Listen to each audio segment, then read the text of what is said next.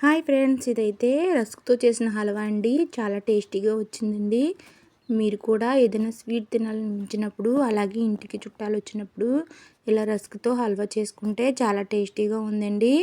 ఒకసారి ట్రై చేయండి friends. Please friends, like, share, subscribe. ఇదిగోండి, ముందైతే 10 రస్కులు తీసుకున్నానండి. ఈ రస్కుల్ని చిన్న చిన్న ముక్కలుగా కట్ చేసుకుని పక్కన పెట్టుకున్నానండి. ఈలోపు స్టవ్ వెలిగించి ప్యాన్ పెట్టుకుని 2 స్పూన్ల నెయ్యి అయితే వేసానండి. ఇందులో మనం ముక్కలు చేసుకున్న రస్కులు అయితే ఉన్నాయి కదండి, అవి వేసి లో ఫ్లేమ్లో పెట్టి బాగా వేయించుకోవాలండి. గోల్డెన్ కలర్ వచ్చేదాకా, అదే కొంచెం బ్రౌన్ కలర్ వచ్చేదాకా రస్క్ అయితే లో ఫ్లేమ్లో పెట్టి వేయించుకోవాలండి. అప్పుడైతే క్రిస్పీగా అవి మనం పాలు పోస్తామండి ఇందులో, అప్పుడు టేస్ట్ అయితే బాగుంటుందండి. ఇదిగో రస్కులు అయితే వేసేసానండి, ముక్కలుగా కట్ చేసిన రస్కులు.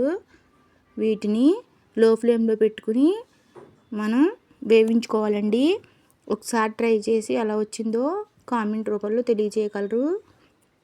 ఇదిగోండి, మనం ఇందాక ఏ కప్తో అయితే రస్కులు తీసుకున్నామో అదే కప్తో చిక్కని పాలు పోసుకోవాలండి. అప్పుడే టేస్ట్ అయితే బాగుంటుంది.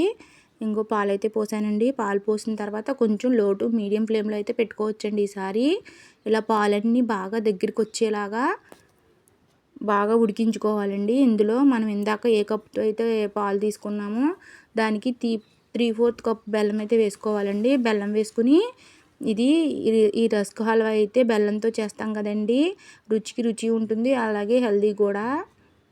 నెయ్యి వేస్తాం, బెల్లం వేస్తాం, పాలు పోసాం కాబట్టి ఆరోగ్యానికి కూడా మంచిదే. ఇదిగోండి, బెల్లం కూడా వేసిన తర్వాత లో టు మీడియం ఫ్లేమ్లో పెట్టుకుని ఇలా బాగా దగ్గరికి అయ్యేదాకా అలాగే ఉడికించుకోవాలండి. ఈలోపు మనం ఇంకో స్టవ్పై చిన్న బాండీ పెట్టుకుని అందులో 2 స్పూన్లు నెయ్యి అయితే వేసుకుని ఒక 10 నుంచి 15 జీడిపప్పులు అలాగే 10 కిస్మిస్ వేసి బాగా వేయించుకోవాలండి దోరగా. దీన్ని కూడా మనం ఇందాక రెడీ చేసుకుని పెట్టుకున్న రసగుల్ల మిశ్రమంలో అయితే ఈ నెయ్యితో పాటు జీడిపప్పు, కిస్మిస్ వేసేసుకోవాలండి.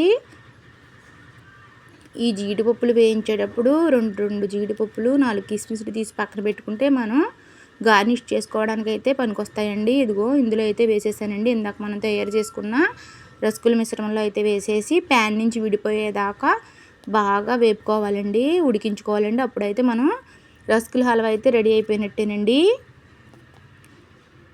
ఈ రస్క్ హల్వా అయితే చాలా టేస్టీగా ఉందండి. మీరు కూడా ట్రై చేసి ఎలా వచ్చిందో కామెంట్ చేసి చెప్పండి. ప్లీజ్ ఫ్రెండ్స్, లైక్ చేసి షేర్ చేయండి ఫ్రెండ్స్, అలాగే సబ్స్క్రైబ్ చేసుకోండి ఫ్రెండ్స్. ఇంతేనండి, మన రస్క్ హల్వా అయితే రెడీ అయిపోయింది. మనమైతే ఇప్పుడు దీన్ని సర్వ్ చేసేసుకుందాం బౌల్లోకి. బౌల్లో వేసుకున్న తర్వాత మనం ఇందాక తీసి పెట్టుకున్న జీడిపప్పు, కిస్మిస్ ఉన్నాయి కదండి, వాటితో అయితే గార్నిష్ చేసుకుందాం. ఇంతేనండి, మన రస్క్ హల్వా అయితే రెడీ అయిపోయింది. బాయ్ ఫ్రెండ్స్, మళ్ళీ ఇంకో వీడియోతో కలుద్దాం.